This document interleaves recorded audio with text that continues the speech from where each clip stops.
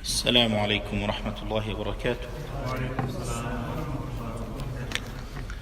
أعوذ بالله من الشيطان الرجيم. بسم الله الرحمن الرحيم. الحمد لله رب العالمين، والصلاة والسلام على خاتم الأنبياء والمرسلين سيدنا ونبينا وحبيبنا محمد النبي الأمين وعلى آله وأصحابه ومن اهتدى بهديه واستنى بسنته وعنا معهم برحمته وفضله إلى يوم الدين. سبحانك لا علم لنا إلا ما علمتنا إنك أنت العليم الحكيم. اللهم إنا نعوذ بك من الهم والحزن، ونعوذ بك من العجز والكسل، ونعوذ بك من الجبن والبخل، ونعوذ بك من غلبة الدين وقهر الرجال. All praise belong to Allah, Lord of the worlds. We ask Him to shower His peace, blessings, and mercy upon our dear and beloved Prophet Muhammad, his family, companions, followers, and upon us through His mercy and grace. Ameen. Before I share with you this beautiful hadith of Rasulullah sallallahu alayhi wa alihi wa sahbihi wa sallam, عن أبي هريرة رضي الله عنه وأرضاه أن رسول الله صلى الله عليه وآله وصحبه وسلم قال: حق المسلم على المسلم 5: رد السلام وعيادة المريض واتباع الجنائز وإجابة الدعوة وتشميت العاطس. وفي رواية هذا الحديث متفق عليه.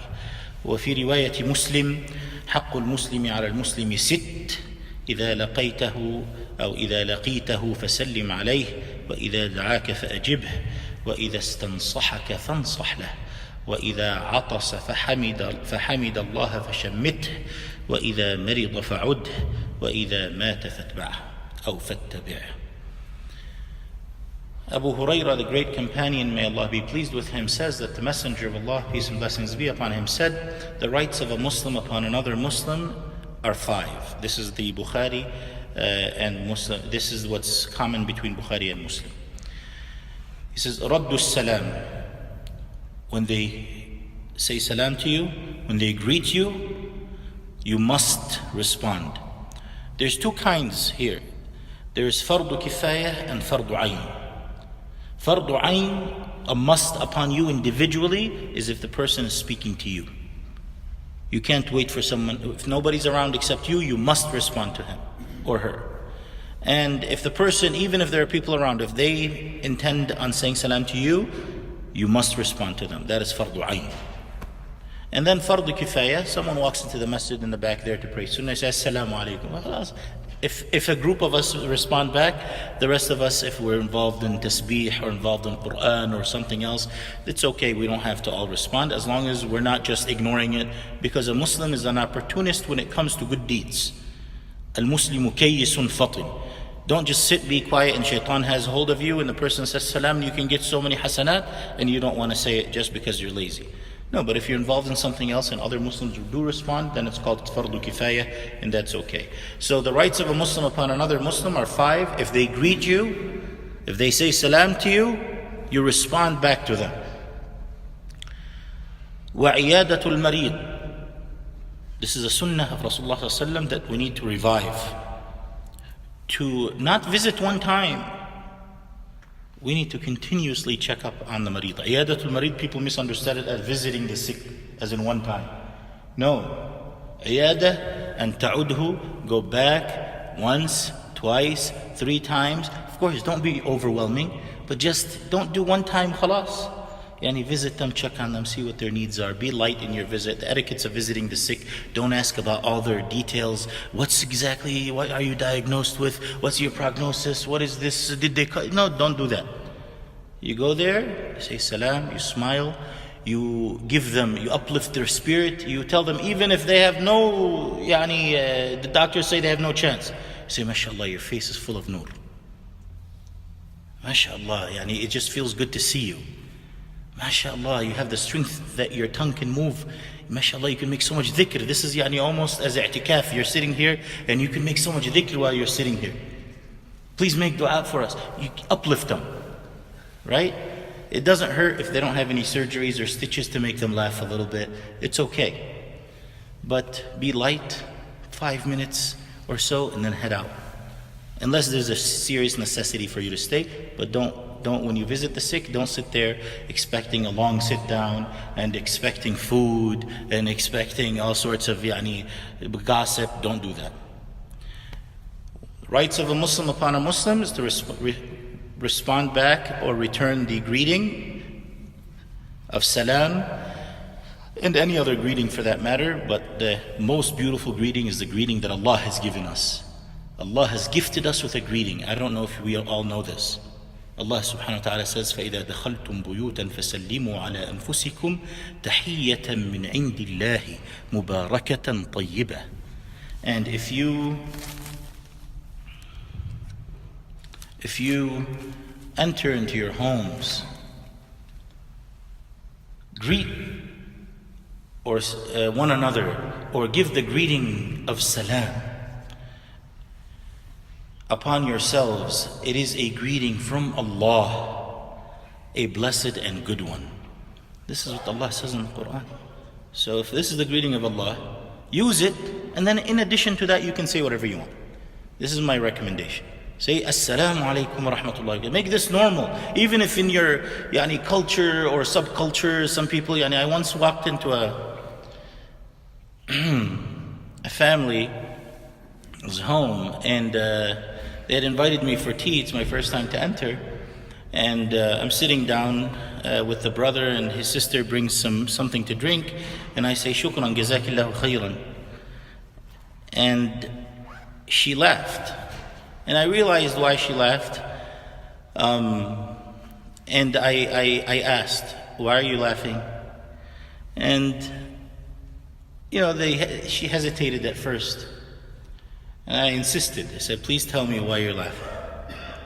And she said, because we're not used to hearing someone say, Jazakillahu khayran.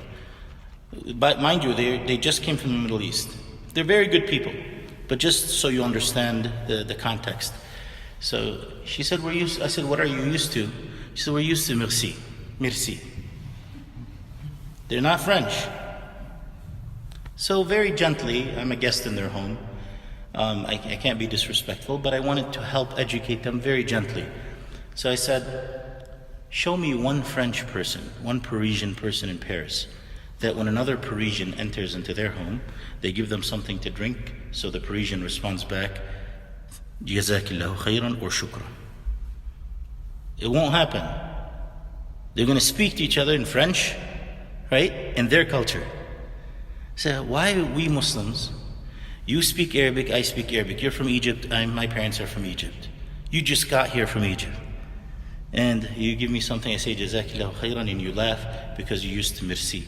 So the message was there because obviously there's post-colonialism, a lot of inferiority complex, and we don't want to blame the people for this, but we want to help educate people so they're confident.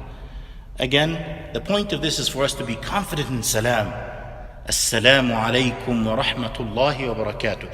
Do it yourself and teach it to your kids. You walk into your house, your kitchen, tell your wife Assalamu alaikum. Then you can say, my dear love, my sweetheart, all the good stuff that you want to say. You want to say Assalamu alaikum, good morning, sabah al khair, all this other stuff, that's fine. But start with salam. Responding or returning the salam, the greeting, and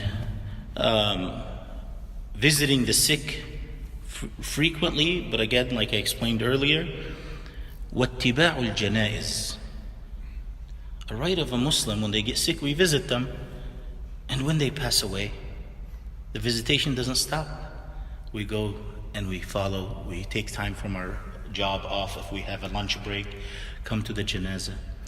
If you explain to your boss, your family member or relative or friend passed away, especially if they're close, the boss will give you some time to go and go participate in the janazah, especially those who are actually off that day.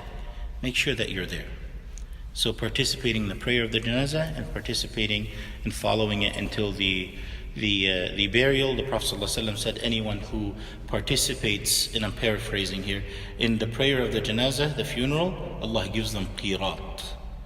Qirat is what equates, and the Prophet ﷺ uses these examples not to be specifically precise, but more to show how big of a reward it is. It says that the size of the mount of Uhud, the mountain range of Uhud, in good deeds, for praying 4 takbirat that takes 2 minutes. And if we go on and follow the janazah and make dua for the person there when they finish burial and so forth, and then Allah gives us a second qirat in good deeds. We don't want to miss out. Play PlayStation or watch some soccer or basketball game and instead of going to this, if this is there. You can always, alhamdulillah, nowadays record everything, right? So, returning the greeting, especially if salam, ayadatul marid, visiting the sick and checking upon them and taking good care of them and if they need anything, following the janazah and praying janazah prayer upon our brothers and sisters, ijabatul da'wah. This is one thing a lot of people don't understand from a religious perspective. When someone invites us, we need to do our best to go and accept their invitation. When someone invites us, and I'll give you an example. If someone invites you, if you invite someone to your wedding, for per se, and then everybody's too busy, has better things to do, they don't come. You have a guest list of you and your bride. How would you feel? Sad, correct? Islam wants us to be socially happy and supportive of one another. So when someone invites us, whether it's to their wedding, whether it's to their aqiqah, whether it's to their walima, whether it's to their dinner party, we need to put an effort to go. Okay? Now, on a side note, if the Imam invites you to come to your monthly dinner in the masjid, the house of Allah, he will be very sad if you don't come. And of course, if Muslims don't go to the Muslim dinners and activities, who do we expect to come? Who? So, put a thought into that. Also our children, imagine we have to live by example and explain to them so they value it. If they have a birthday party or if they have some party and then they invite their friends and none of their friends show up, how would they feel? Very sad. And now, in addition to that, please make sure that you're inclusive. Sometimes, unintentionally, we may invite our child's friends, but one or two kids in the classroom are not invited, unintentionally. And can you imagine if you were that one or two kids, or if it was your child? So put a more conscious effort. These are reminders. They're not here to, be negative about anyone or make them feel bad. No. These are unintentional. So we need to be more aware now. We're raising awareness. When you invite people, make sure that you're more inclusive for your children's parties, and then especially also us, take one person outside your ethnicity and income bracket and profession in your dinner. Put that concerted effort. Make one person an additional guest in your guest list when you have your dinners that is not of your ethnic background, that is not of your profession, and not of your income bracket. I hope we do that. And there's a hadith I heard, لا بارك الله في وليمة لا يحضرها فقير. May Allah never bless a gathering of food that doesn't have a poor person invited. The rights of a Muslim: return a greeting, visit the sick and check upon them, pray janazah, funeral prayer and processions, responding to their invitations, and tashmeetul al-atas. When a person sneezes, they must say Alhamdulillah. And then we say back to them, Yarhamukumullah or Yahdikumullah. Yahdikum wa yuslihu balakum. These are different options, but we need to say back to them the tashmeetul atas. He or she says Alhamdulillah, we say Yarhamukumullah. Then they respond back, Yahdikum wa yuslihu balakum. These are 5 rights of a Muslim upon another. In Sahih Muslim, the hadith basically is very similar. He says the rights of a Muslim upon a Muslim are 6. If they meet them, they greet them with salam. If they invite them, they respond and accept their invitation. If they ask them for advice, they give them sincere, good advice. And if they sneeze and say Alhamdulillah, they respond back to them basically by saying Yahdikum wa yuslihu balakum. And if they're sick, they're visited, and if they die, they are followed with the funeral processions. This is one of the most beautiful hadith of Rasulullah. It covers many social and many spiritual, during life, during sickness, during happy moments of food and eating, during times where a person may be hospitalized, during a time where a person also leaves this world. These are all different components of our deen that actually Rasulullah ﷺ encouraged us to be aware of and engaged and supportive of one another during these times. I ask Allah subhanahu wa ta'ala to increase our love for Rasulullah ﷺ and his teachings. I ask Allah subhanahu wa ta'ala to open our hearts and minds for the beautiful teachings of his messenger sallallahu alaihi wasallam. I ask Allah subhanahu wa ta'ala to help us be sincere in everything that we do. I ask Allah to give us the tawfiq to implement what we learn. And I ask Allah subhanahu wa ta'ala to give us the fruits of these beautiful sunnah in our lives. And I ask Allah subhanahu wa ta'ala to help us always be kind and loving towards one another. I ask Allah subhanahu wa ta'ala to help us by starting in our own families, by implementing these beautiful teachings and being kinder and more loving towards our families and our community members and colleagues and our society. I ask Allah subhanahu wa ta'ala to forgive our shortcomings. I ask Allah subhanahu wa ta'ala to have mercy on the souls of the brothers and sisters who passed away before us in faith. I ask Allah subhanahu wa ta'ala to give shifa to all those who are sick. I ask Allah subhanahu wa ta'ala to give shifa to all those who are sick. Oh Allah, we ask you to give shifa to all those who are sick. Oh Allah, any brothers and sisters that are going through difficulty and hard time in New Zealand and Burma and Kashmir and Iraq, in Palestine and Afghanistan and Yemen and Syria and Libya and other places, oh Allah, remove their hardship. Oh Allah, remove their hardship. Oh Allah, our brothers in Africa that are suffering, oh Allah, remove their hardship. Oh Allah, remove their hardship. Oh Allah, remove their hardship. Oh Allah, help us be generous to contribute towards all humane and helpful things that help, and activities and programs that help our brothers and sisters with their food, with their shelter, with their water. Oh Allah, help us help others, Ya Rabbil Alameen, not only through prayers but also through spending in ways that please you, Ya Rabbil Alameen.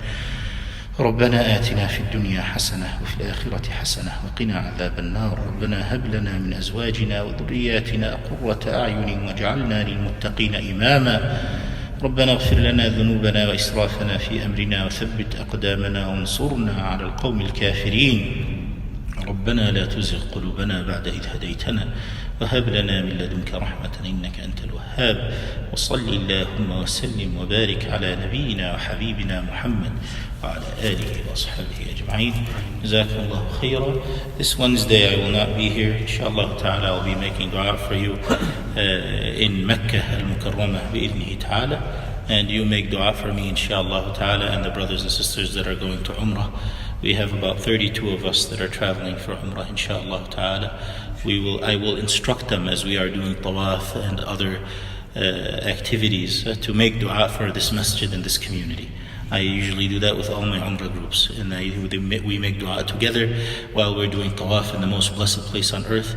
And I usually also, when I visit Rasulullah sallallahu alayhi wa alihi wa sahbihi wa sallam and give him his proper greeting, I say that I come to you from a Muslim town, and I say the town, and there are many Muslims that are giving you their salams, O Rasulullah. Many Muslim brothers and sisters that are conveying their salams to you, O Rasulullah. And I do mention the masjid in the community. So I ask you to make dua for us. Allah subhanahu wa ta'ala give us sincerity and accept from us. And I ask you to make dua for us that Allah subhanahu wa ta'ala ease our travels. And I ask you to make dua for us that Allah subhanahu wa ta'ala bring us home to our families safely, and Allah accept all of our dua and all of our efforts and prayers. Make dua for us that Allah accepts this from us and accepts our prayers. Jazakumullahu khairah, and we'll see you inshallah the Wednesday after next. Wassalamu alaikum.